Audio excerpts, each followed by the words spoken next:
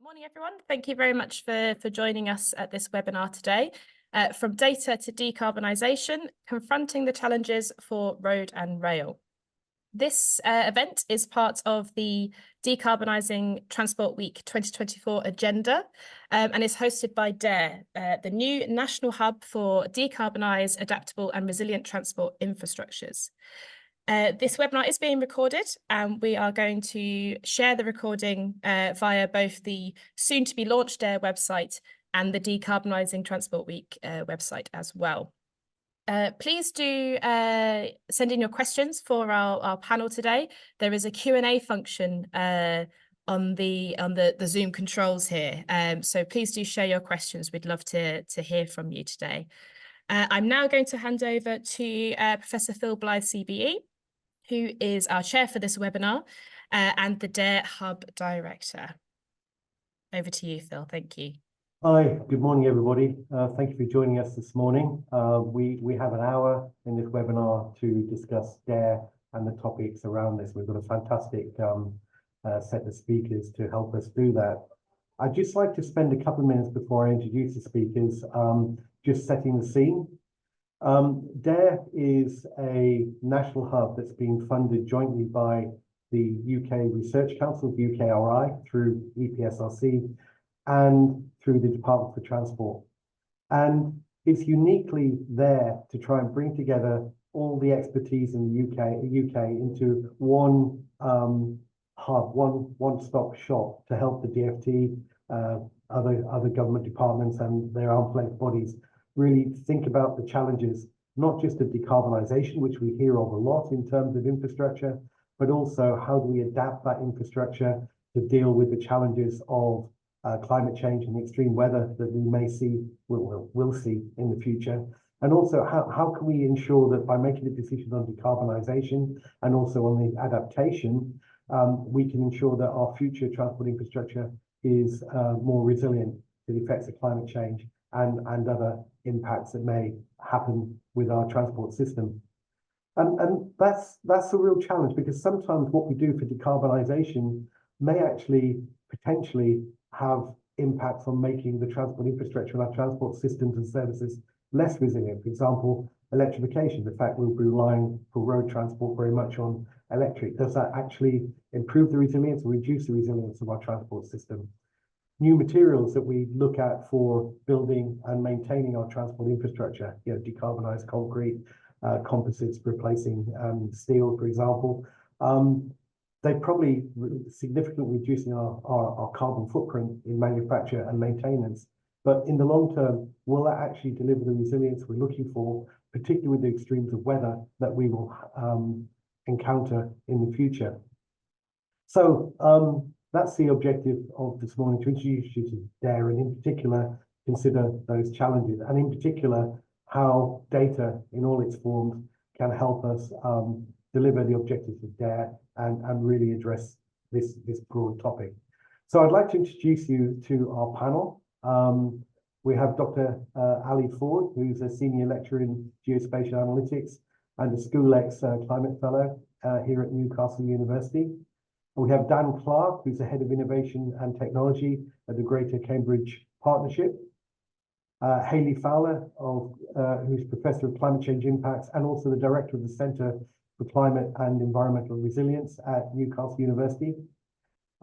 Keith Bowers, who's Engineering Director with Cowie in the UK and Project Director for tunnels on the Lower Thames Crossing. And finally, Tobin Hughes, Managing Director of Transport North East. So we're coming at it from academic perspective to some extent, from those that actually own the problems in terms of Cambridge Partnership and Transport North East, and the engineers who will actually engineer the solutions of what we find to deliver on that decarbonisation and resilience. So I'm going to start with a question, individual questions to each of the panelists. I'll start with Ali. Ali, what do you feel are some of the most pressing challenges for road and rail in terms of decarbonisation? Thanks, Phil. Big question to start with. Ali, sorry, I'm giving you the big question. That wasn't the question I meant to ask you. Sorry, apologies. What are the most pressing challenges for road and rail in terms of decarbonisation, and why should we utilise data to help us address those challenges? Okay, thanks, Phil. I mean, obviously, as a data person, I think data has a role to play across the board in both road and rail and the other sectors that we need to decarbonise in transport in the UK. I mean, clearly the challenge is to reach zero emissions in transport. I mean, we hear net zero, but actually transport doesn't have much of a net part. So the challenge is getting our transport emissions to zero, and data plays a role in understanding where those emissions are coming from. I mean, we don't have meters on the exhaust pipe of all of the cars in the UK, so we need data to understand the scale of those emissions, the geographic distribution of those emissions, the social distribution of those emissions from different societal groups. And we need data as well to understand the effectiveness of any of the policies that we might implement in order to get those emissions down to zero in the coming years. So data helps us to understand the scale of the challenge in terms of where we are now, and not just scope 1 and 2 emissions, but scope 3 emissions. So when we're thinking about electrification of transport, it would be very easy to just push the carbon emissions out into the electricity sector and say that that's not transport's problem anymore. But obviously, that's not probably a good approach to take.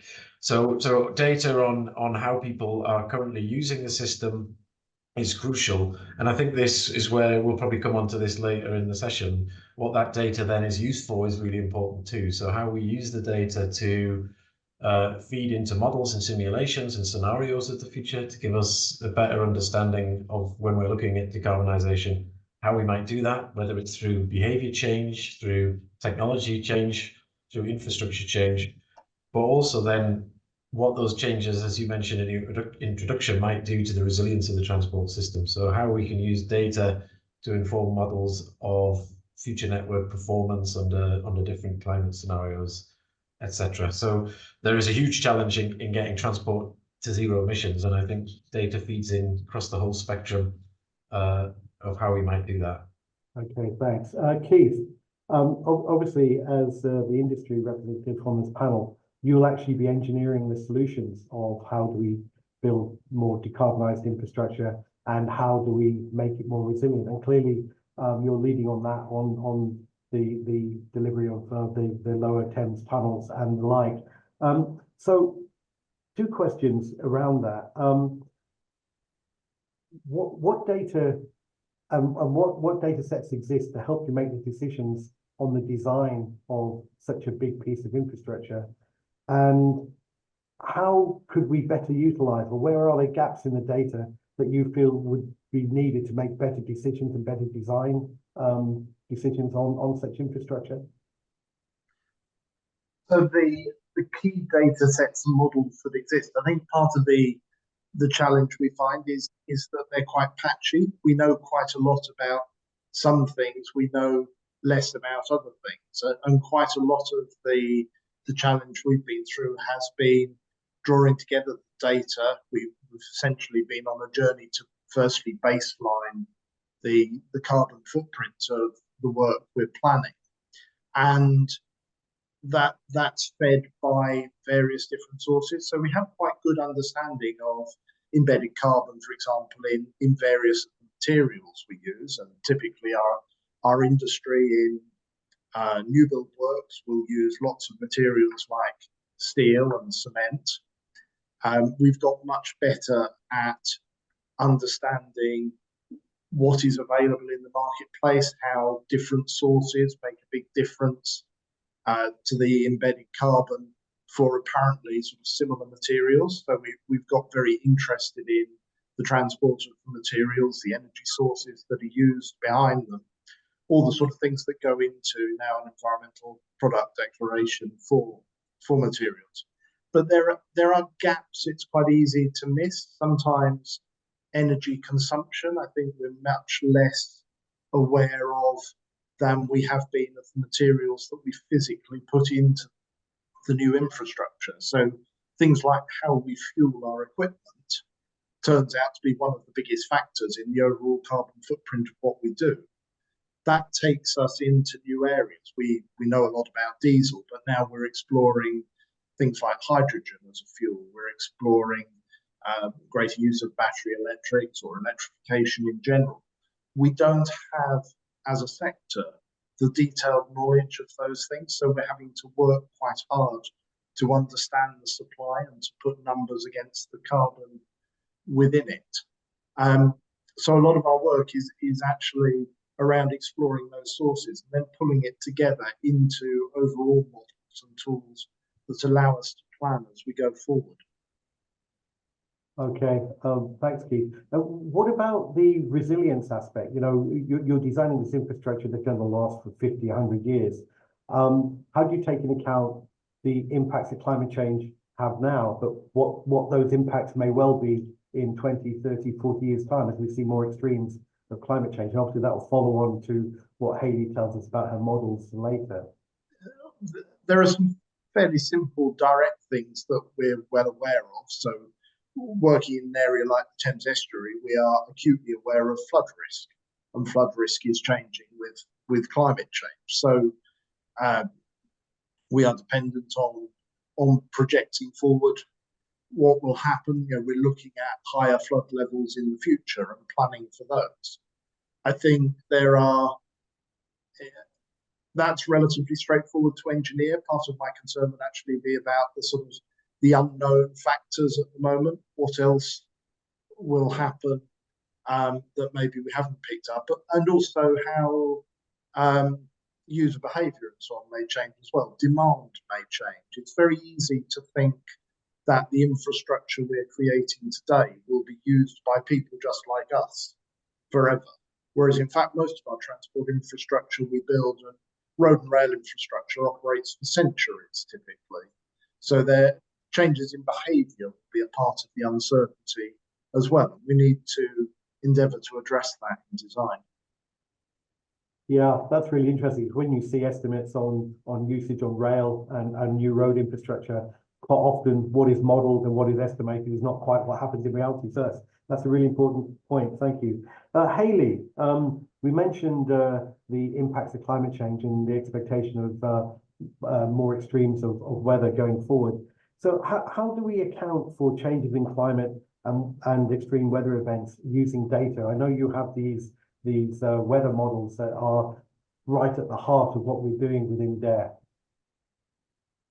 Yeah, so I guess over the last decade or more, we've been developing very high resolution climate models with the UK Met Office.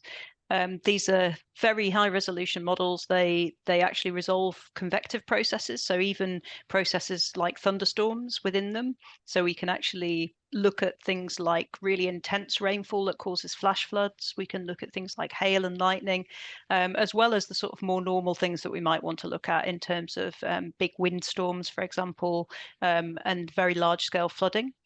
So these models are available. We run them, we force them with greenhouse gases. They're the same sort of models that we use for weather forecasts in the UK.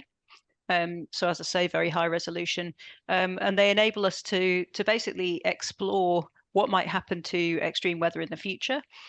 I mean, there's lots of, I suppose, fairly certain impacts in the future. The winters are going to get much wetter.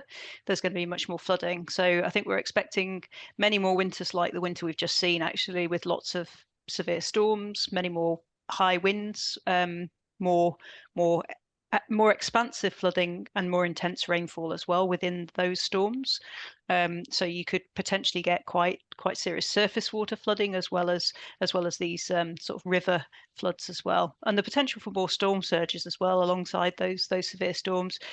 In the summers, we expect much hotter weather and big heat waves like we saw in 2022, for example, with that first 40-degree day in the UK. We're expecting many more of those types of events in the future. the heat waves will become longer as well and more persistent. And of course, the infrastructure has to deal with those type of things as well. I suppose the things we haven't thought probably enough about at the moment are the sequences of weather that might matter. Yeah, so how those different things come together to actually cause problems with systems, particularly things I think like temperature variability. You know, if you get very hot weather followed by cold weather, or these big ranges of temperature variability can be really, really important. If you actually get very wet conditions followed by wind, for example, you tend to get a lot more damage to certainly energy networks as well.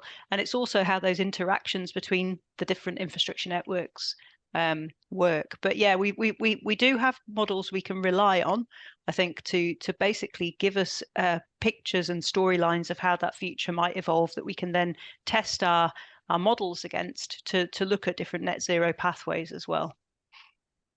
Okay, thanks. And yeah, that really illustrates how data and the effective use of that data is right at the heart of what we need to be concerned about with the decarbonisation and the resilience.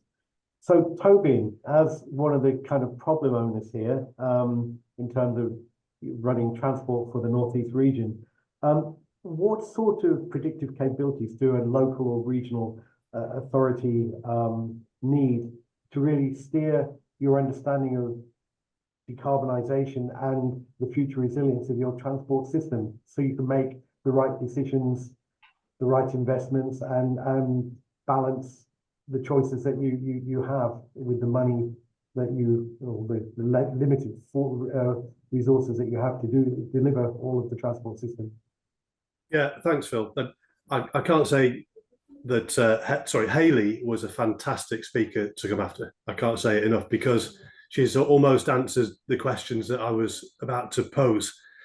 What I think it's worth dwelling on is the users of transport systems are real people who are experiencing the effects of our lack of resilience on a day-to-day basis. And of course, the people who work on the transport systems are trying their best to cope with limited resources to actually grapple with it. There was a real life example in the northeast of England just last September, which I think can exemplify it nicely, which is why what Hayley said resonated so well. Each year, the world's largest half marathon takes place in the northeast of England, the Great North Run, where about 50,000 runners run from one part of the region to the other, quite often accompanied by about 50,000 spectators, who then all need to be transported home again using our local metro and bus network.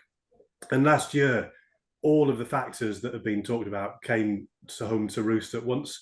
It was an intensely hot day to begin with, so many people ran the course and felt the side effects of heat exhaustion at the end of it, much more than they would be expected to do normally for the British climate. And just as most competitors were going across the finish line, the heat turned to a intense rainfall, the likes of which we hadn't experienced in this region for a decade. And that inevitably led to flash flooding on a very localized basis. Lots and lots of roads were underwater, lots of pavements, and indeed large parts of our metro system, exacerbated by many of the infrastructure failures that we try to combat.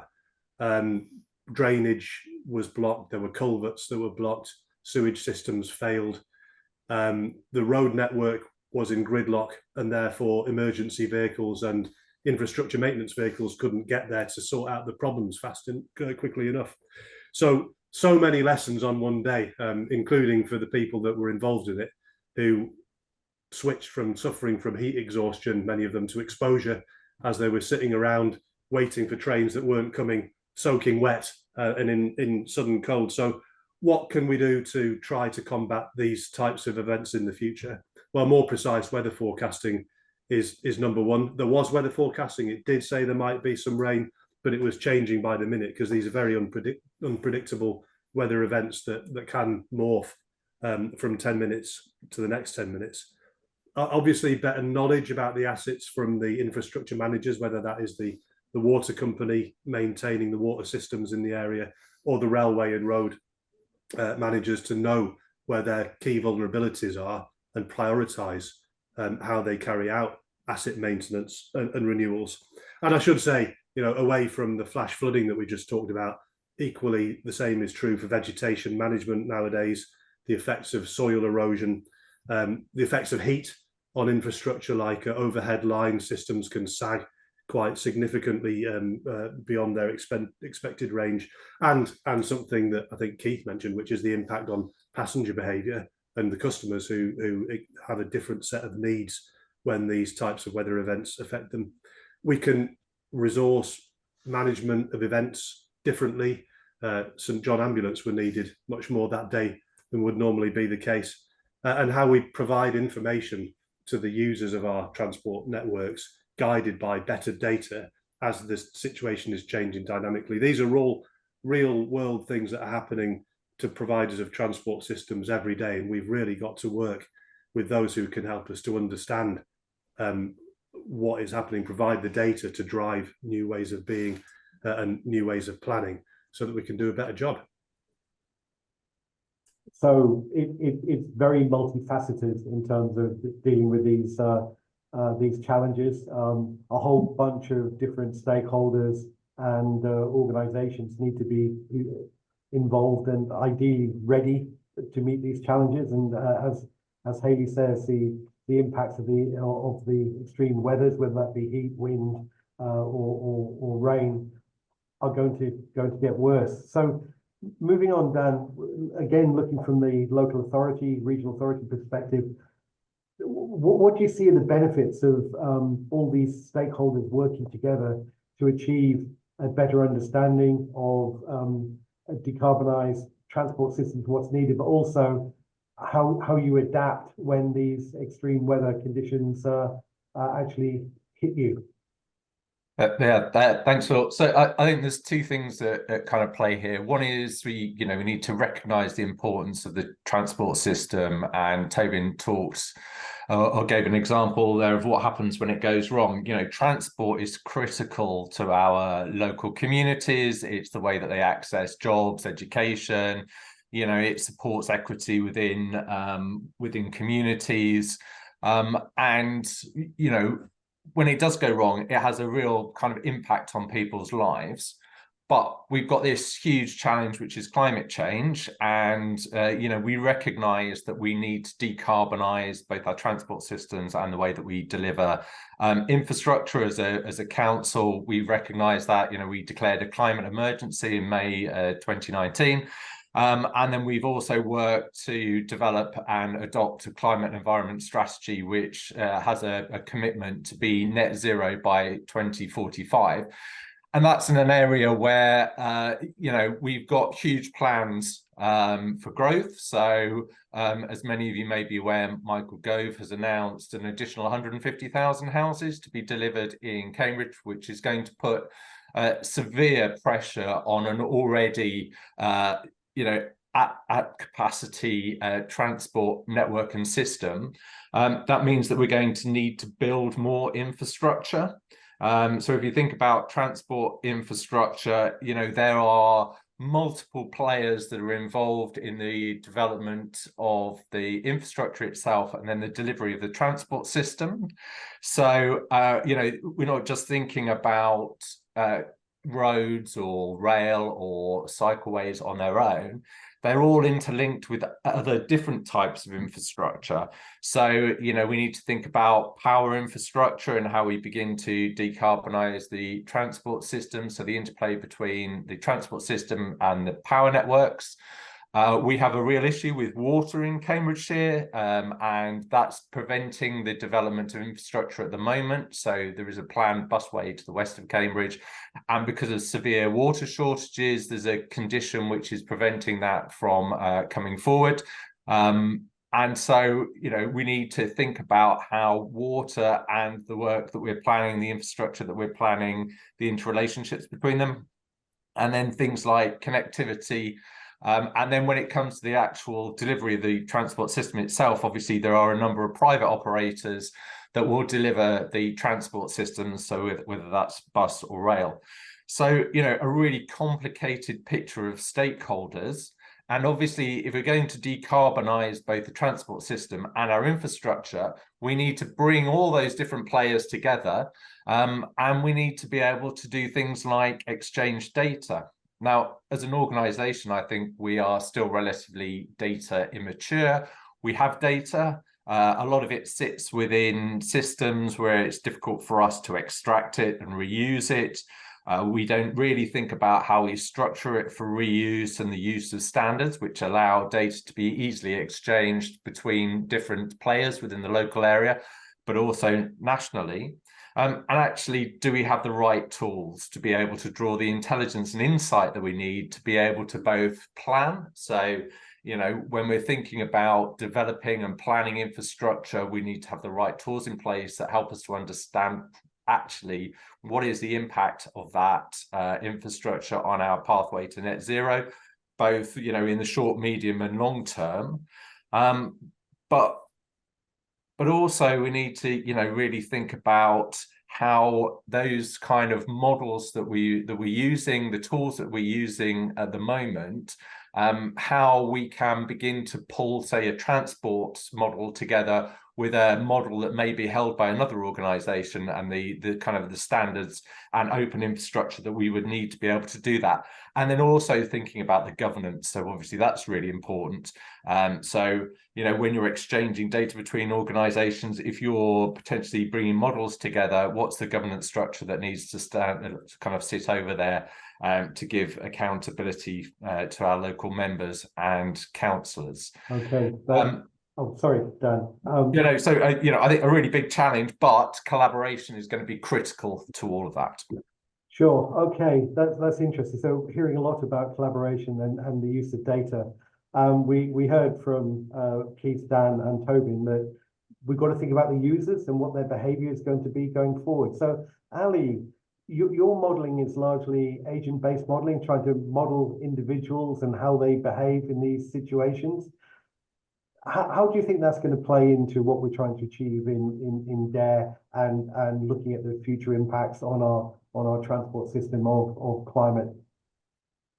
Well, I think Tobin made the point that, you know, the important people often in the transport system are the users, and that's where agent-based models, I think, come in, that we try to represent the users of the transport system in those simulations. And that then allows us to understand better, I think, the kind of behavioural responses to both decarbonisation and to making the networks more resilient in the future. For example, if we move large numbers of people from private cars to public transport or walking and cycling, what does that do to their choices of routes and their choices of destinations? What does that do to the parts of the infrastructure which will now be much more important than they were previously? So therefore, how does it change the resilience pattern that we see in our urban areas or non-urban areas, which then, as Hayley explained so clearly, would then be facing these future extreme weather events. So what we're trying to do with agent-based models is to get into that behavioural space and understand how the people who use the system may respond to either new infrastructure or different pricing mechanisms or other policies that we can put in place in order to try and tackle that decarbonisation challenge. But I think that the use of an agent-based model really brings to the fore the data integration challenge. That to do that kind of modelling, if you think through the chain from climate impacts through to policy responses to improve resilience, we need to bring in the climate modelling that Hayley talked about, the future extreme weather events. As Tobin said, you know, they're very spatially localized sometimes and very hard to predict, but, you know, you might have a rainstorm over a certain part of the network. So we need to get the data out of those models, but then into hazard models that will simulate the surface water flooding that we see or the high temperatures that we see with a spatial impact. And then we need to think about how does that actually disrupt the network, be it the road network, the rail network, the walking and cycling network.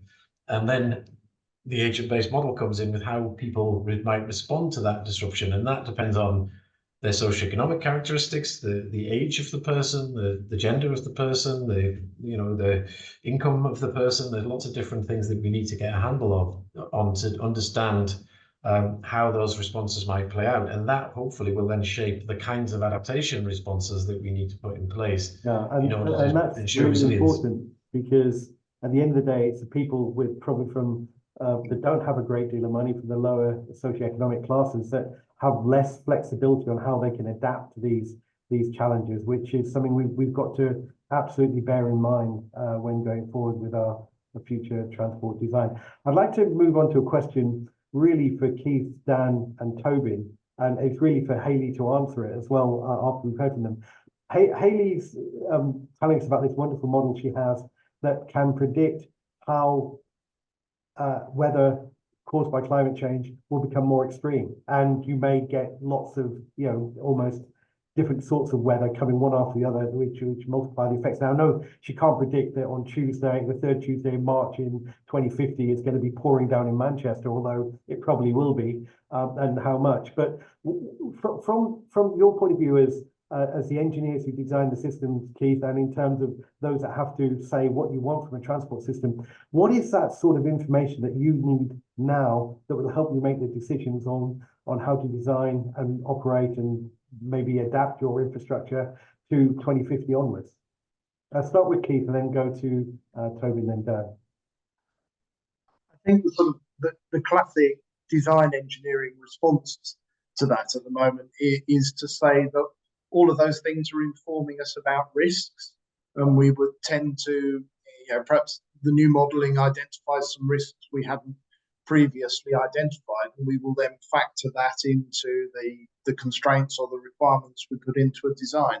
But if you sort of zoom out to the bigger picture, I think this whole conversation is neatly demonstrating one of our fundamental challenges, which is this problem is becoming immensely complicated. What we're tending to do is add value to more and more things. Traditionally, we looked at one sector, we might have looked at building a road or building a railway station, something like that. And we probably did, based a lot of our decision making, frankly, on cost and time considerations. These days, we're now seeing, I think, a really strong case, particularly when you look at things like climate change, for arguing we should start our planning looking at a whole system of systems. We should look at maybe at a regional level at everything that is going on there and how it interacts. So that brings a great deal of complexity in. And then we're now saying we value far more things. Cost and time obviously still matter to us, but other parameters, you know, whether it's carbon or other social value type of measures, those come into the equation. I think a real part of the challenge for our design community going forward is just how to embrace that sheer complexity and scale and develop design processes that can speak to that. Okay, thanks, Keith. That's a really good message. Tobin, do you want to build on that? Yeah, well, I'll try. So Keith is the engineer here, so he'll articulate it better. But when designing the assets that you'll deploy on your transport network, the engineers will specify a range of conditions that they want to achieve. And I guess the range of temperatures that you could expect to see in the UK climate 30 or 40 years ago is quite significantly different to today at both ends of the scale. And so that means that you are now specifying a different type of railway carriage or a different type of road surface or whatever it may be, recognizing that it's going to have to deal with much more intense heat or much more prolonged levels of frost. And that goes to all types of asset, whether it's how long you expect bricks to last when you're building a bridge parapet, or how long you expect the wheels on your trains to last for, or other parts or critical components which may be more prone to rust, or the effects of heat melting them or causing them to sag. And that, of course, that can be done because there are trains that run through deserts very well, and there are trains that operate in the Arctic Circle very well. But to get them to do both requires cost, additional budget to pay for it with. Also, it requires a higher degree, I think, of human interaction, whether it's the clever people who are on this call monitoring the data that's being generated by your assets, or whether it's boots on the ground people who are inspecting things with a higher level of frequency than used to be the case. That, of course, itself adds more cost, but I think it also adds more risk, and that, that's what Keith opened with, the variability, the types of new materials that we might be dealing with, and just more things to be coping with add to the risk. And the bottom line here, I think, is the society that we live in that uses transport and relies on it does need to be more prepared to see a higher level of failures, albeit failures that we grapple with and can fix more quickly as we adapt. Yeah, very interesting message at the end. Thanks, Tobin. Dan. Yeah, and I think so. Tobin was talking about risk then, and one of the key risks that we need to understand is a cascade risk. So, if there is flooding and the flooding knocks out the power system, and we decarbonize our bus network, for instance, by electrifying it, what does that mean for the delivery of transport in the city? So, how are all these bits of infrastructure related? And, if an event affects one part of the system, what knock-on effect does that have on the rest of the system? And then how do we plan for and address that? So I think that's kind of going to be critical to understand. Keith talked about the complexity. So from a local authority perspective, when we've got our transport planners who are planning the system, when we've got operatives who are, managing the transport system, I think we probably need, and we do need complex systems, but we need to be able to input or output that in a way that people can understand and use. So, I think one of the things that it's going to be really interesting to explore through the DARE Hub is how we output, the complex decisions that are potentially going to be made by these systems in a way that people can easily understand and then act on them. Because that's the important bit about data and models, is it's what do you do with the outputs from it, and what does that mean for you as a local authority? So yeah, I think, it is a huge challenge. I think, as Tobin said, one of the key things is going to be how, as a local authority, we respond to it, but more importantly, how we communicate to our local residents, and how they then respond to it and change their behaviours. The other thing I will just add is I think we're going to need better and better data, particularly at a hyperlocal level. So beginning to think about hyperlocal temperature sensing, so that we can understand how temperatures vary in a local kind of area. And then we're already thinking about things like hyperlocal flood sensing and how we can begin to predict when a flooding event may happen and how serious it is in kind of real time. Okay, thanks, Dan. Just getting a couple of questions coming in from the audience, but before we do that, Hayley, you've heard some of the demands and expectations from our local and regional authorities and from industry about how they design and how they specify systems and the risks associated with that. So your weather model, how does that help them going forward? So, I think there's two things. I think that a lot of the things that have been talked about here, I absolutely agree with this need for a system of systems approach. And I think basing it on a regional basis probably makes a lot of sense. Actually, you need to look nationally too, but distilling it down to regions makes sense, and also then ties into other decisions that are being made on probably should be made anyway on a regional level in terms of things like energy supply.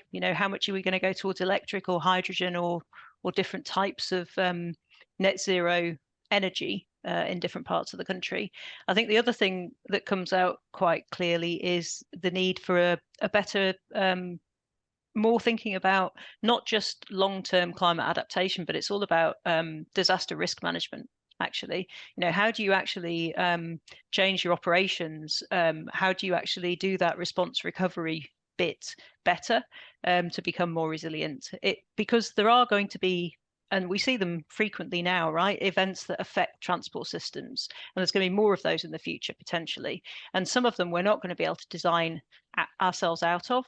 Imagine if, say, Storm Daniel happened in the UK. So that produced 3 years worth of rainfall in 2 days, right? It hit Greece last year. That could happen here. And we can't design against that kind of thing. But what we do need to do is be thinking about how we can actually get the systems back up and running more quickly. And I think the other thing that we really need to be thinking about is what Daniel was talking about, is cascading hazards and cascading risks. And in particular, I think the fact that we silo hazards as well. So we think about heat separately to flooding. We do this in the water industry as well. We manage droughts and floods separately. We need to stop doing that too. Because then we can have a much more systems-based approach to water availability as well, and really think about how do we actually trap this excess water in the winter to use it in the summer. We're going to have to do that too. But if we stop taking this siloed approach to treating hazards separately, we'll start to see that there are physical connections between them, and we need to plan for those sequences. In terms of how we can use the data then, Phil, I think that we do need better forecasts. That's a separate issue, but we can also use the information we have more effectively, probably. What's difficult is that transformational step. These data sets are really, really big. They're in NetCDF format. They're not things that operators and infrastructure managers can necessarily use. So it's a case of working together in dialogue, and I think that's what DARE is going to do really well, actually. That we all work together to actually try and use the best climate information, try and use these storylines in the future, but actually push them through existing models of infrastructure systems, and also try to generate new ones as well. But it's not something that any one organization can do on their own. We absolutely have to collaborate on this. That's a really, really good message. As you remember, one of the key things about DARE is we're not just looking at transport infrastructure, but related infrastructure such as comms and energy. And also we're looking at our systems approach. So we actually try and understand that interconnectivity and that interdependency between these. I think that's really, really important. So yeah, I hope we'll be on the right path to deliver that, and I'll tell the audience at the end of the meeting how they can engage with DARE. I've got two questions in the chat, so I'm going to open up the first one. It's to Dan, Tobin, and Keith. Could you briefly just talk about the availability and gaps in standards and technologies to support the collection and exchange of carbon data from multiple sources? So, can you collect all the data you need on carbon? Keith, you were talking about this before, about the energy from your operations on top of the carbon footprint of your materials and everything else. Just some thoughts on how you bring those data sets together and what's available, and are there standards to do that, or is there something missing? Well, we're definitely on a learning journey at the moment with all of this, but from our point of view, we've embraced PAS 2080 and its guidance on carbon management. We've actually, I think, found that very helpful, and it does start to sort of cascade common messages and behaviours through organisations. So we've sought to align things like lower Thames. We've sought to align our supply chain around that. The collection and exchange of carbon data certainly has been challenging as well. We've progressed through a sort of a journey we've done in other areas where we started off in spreadsheets, and then we've realised the advantage of moving to dedicated tools. But we're, I think, quite early on in that process. We will get better over time, I'm sure. Right, thanks. Dan? Yeah, so we are relatively early in our journey when it comes to carbon data, but just to relate our experience with transport data, which is an area that I have worked in, I mean, one of the first things that we did was try to understand as an organization what data we have. So we did a data audit, we spoke to everyone who was involved in transport and put together a catalogue of all the transport data that we had. We tried to understand where people were using standards, what standards they were using. So, you know, there are established transport data standards such as SIRI, which is for real-time bus data. We then tried to understand how people were using data. So what tools were they using, and beginning to map out what tools were kind of available. We then built a data platform and started to aggregate that data and have a data catalog so that anyone within the organization can understand what data is available. There's quite a bit of metadata in there as well, so they can understand how it was collected. There's various other kind of bits of information that are important for the reuse of that data. And then we've now begun to think about how we integrate that data platform into tools that people can easily use, such as Power BI. Now, we've started to do that around our kind of sustainability and carbon data.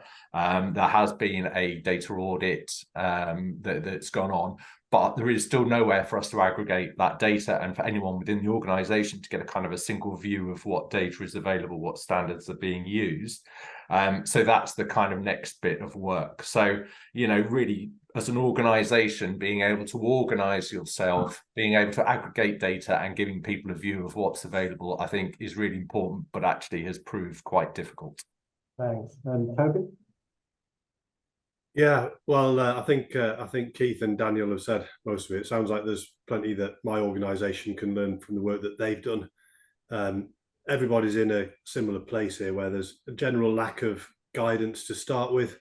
There's a shared agreement that we need to start to understand it, but really, I think lack of incentives from central government to really come up with a standard set of measurement, quantification, and then hopefully how you measure your interventions moving forward. I think there are carbon budgets out there that the government has set at a national level, but they haven't been driven down to local authority, certainly not local authority transport functions, and we really will need to get better at that.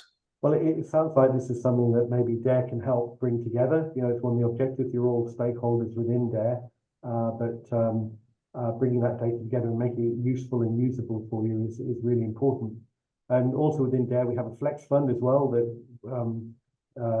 academics will be able to bid for with stakeholder partners to try and address some of these issues going forward. Thanks, Toby.